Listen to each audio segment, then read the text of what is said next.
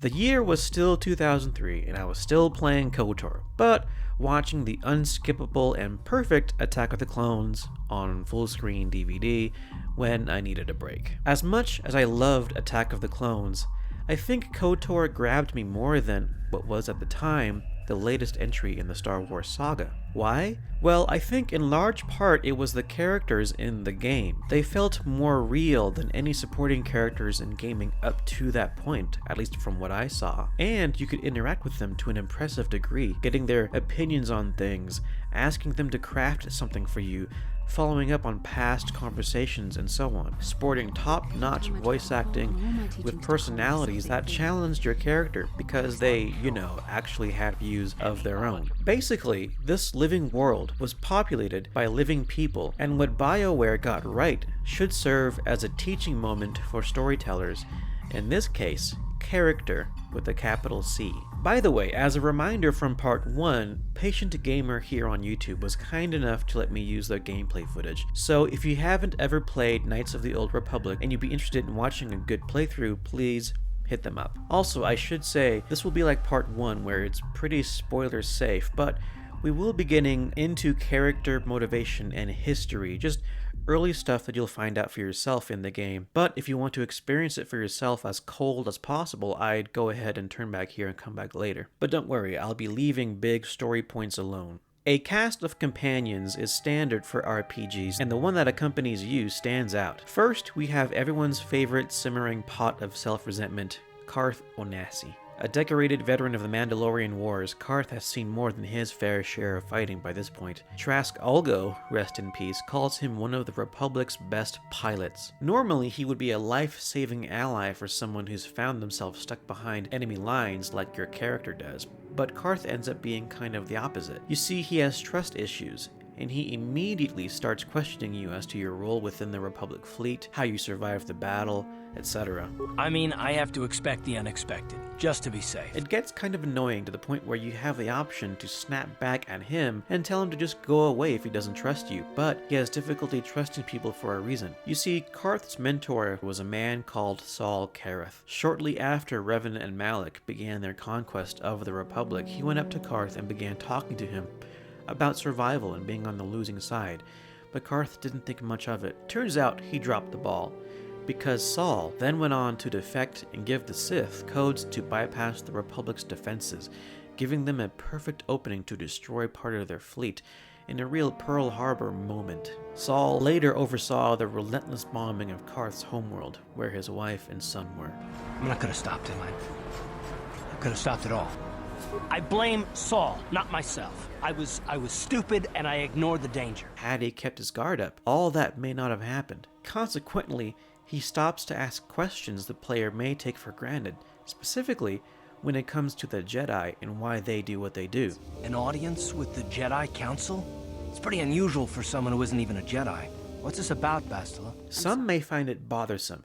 Others may find the second guessing a little refreshing. Next on the planet Terrace, you pick up Mission Veo and her Wookiee friend Zalbar. The pair are thick as thieves, maybe literally, considering what it takes for someone to survive in Terrace's lower city. Mission knows how to talk her way out of a sticky situation, how to pick a lock, how to cheat at cards, typical scoundrel stuff. And Zalbar be doing what walking carpets do, muscling through tight spots. Mission's the more chatty of the two, and often speaks for Zalbar, who's fine with that.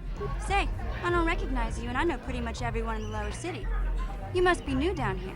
I guess that makes me and Big Z your official welcoming committee. Mission's parents are long gone, and she was mostly raised by her older brother Griff, who taught her everything she knows. Griff left Terrace many years ago in search of enough work to find a new home for him and his sister, and Mission has not seen him since, though she still holds out hope that he'll come back for her someday. You promised me you would.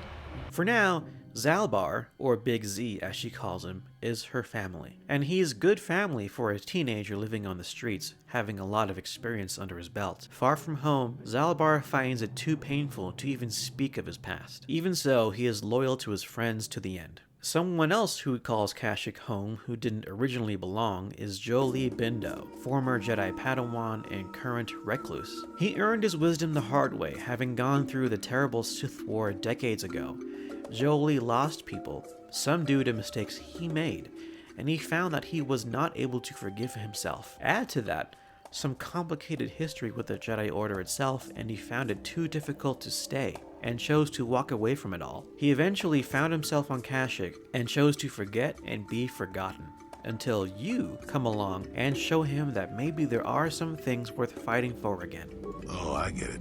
Let's play with the old man's head, is it? He's half senile. He'll forget I said anything. Wait, what was this about anyway? Someone who never stopped fighting was Canderous Ordo, former Mandalorian commander, who has now found himself stuck on Taris acting as muscle for the local crime lord. Shaking down gang members and scaring debtors is a far cry from Canderous's glory days of bringing the Republic to its knees during the wars. Unlike his fellow countrymen who went on to become bloodthirsty raiders, Canderous values honor and glory above all else.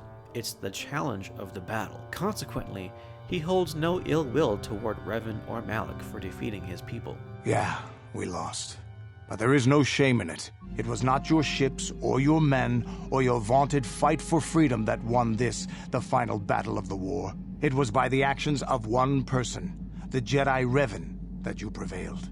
His strategies and tactics defeated the best of us. And now, as we all will, he finds himself at a point where his life has slowed down, and he has more and more chances to take stock of what he's done and the life he's lived. Canderous' state of mind when you meet him can best be summed up by what he tells you during your journey. Crushing Davik's enemies and the pathetic gangs in the lower city of Taris could not be considered the most glorious of tasks. When I think of the battles I've fought, the thousands I've killed, the worlds I've burned, I weep for my past. Someone with a past to weep for is Juhani, your Cathar companion. Juhani is someone who struggles with the draw of the dark side. Her race is disposed toward confrontation, a trait that goes contrary to being a Jedi like she is. Add to that her history of being a child refugee during the Mandalorian War and ending up in a place almost as bad as the home from which her family fled. Juhani's last hope for salvation was the Jedi Order, which, almost against all odds, she managed to become part of when she got older. They were enthralling. Everyone wanted just to touch them. Some people thought it would bring them luck. Not that the peace they brought lasted very long. But no one looks out for the injustices we suffered. Oh no. She never forgot the things that were done to her in the past, and to her, as with us, revenge can feel a lot like justice. Along with her, another fellow Jedi who joins you is Bastila Shan. By all metrics, she seems to be the poster child for the Order. She's loyal to the Code, has a mature view of manners, and fights ferociously for justice. You don't think that perhaps there's more to look at here, do you? That maybe everything isn't what it appears? Of course not. It seems very simple to me. The Council must be allowed to decide the next step. But what further sets her apart are two things. The first is her battle meditation. Through the Force, she can influence entire armies during a battle, bolstering one side while causing the other to lose their will. And it has been very effective at slowing down Darth Malak's conquest, and it is why he hunts her tirelessly. In fact, her battle meditation is what led to the second thing. Bastila was at the head of the strike team that defeated Darth Revan. The events of that day have already become legend, and because of that legend, Bastila is a hero. She bought the good guys time by taking Revan off the board. But, as we have covered before, even heroes aren't infallible, as the young Bastila will soon learn. Also accompanying you are your droids T3M4 and HK-47, the former a dependable astromech with surprising tricks up its sleeve, the latter an amnesiac assassin with a long trail of deceased masters behind him. If you haven't played or watched the game by this point, getting to know HK is a treat all of its own. Query: do you know what the chances are of puncturing that soul actuator?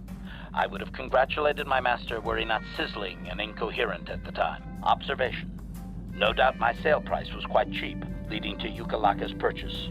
How very demeaning. Now this is the cast of characters that joins you, the player, on your journey. They each have a past that is alive and informs their actions and views still, views that sometimes conflict with others. Canderous asks Karth what battles he was part of during the Mandalorian War, to see if they shared any battles, and it doesn't go well. I thought a warrior like you would understand. I'm not a warrior, I'm a soldier.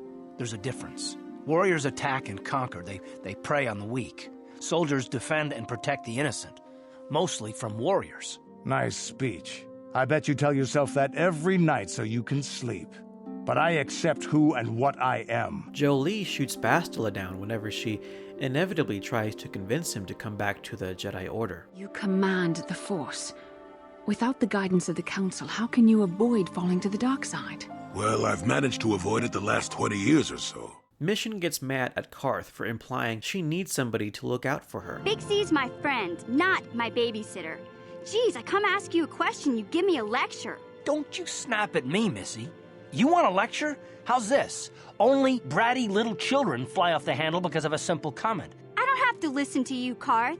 You ain't my father, though you're sure old enough to be. Each interaction is informed by what drives the character. Not only that, but each one is open to growth. Canderous can be faced with the consequences of his past. Karth can be faced with what being a career soldier did to his family. Bastila can come to terms with who she thinks she is, with who she actually is. I say can because all this depends on how you play. Not that there are 100 possibilities, but you can choose whether or not to pursue certain points. And so a lesson for creatives today, not the least of which Lucasfilm and Lucasfilm Games, it all comes down to character. That is where compelling storytelling comes from, because good stories feel true, and truth is found in people. Star Wars is not spectacle. We may think it is sometimes, but it's not. It's why you can't keep doing Death Stars and call it good, because that's not what Star Wars is. Star Wars is the farm boy who dreams of seeing what's out there. It's the steadfast believer coming to terms with the fact that the closest thing he's ever had to family is gone. It's the oppressor who wakes up to the fact that what he's doing is not right and he doesn't want to be a part of it. For the most part, characters, like people, should be able to learn and grow. They should be able to suffer heartbreak, be able to experience joy, or to be cruel, be kind, cocky, cautious, whatever makes us, us. The wonderful thing about storytelling, be it in a video game or a movie or a book, is that each story has the potential to create a brand new person ready for us to get to know.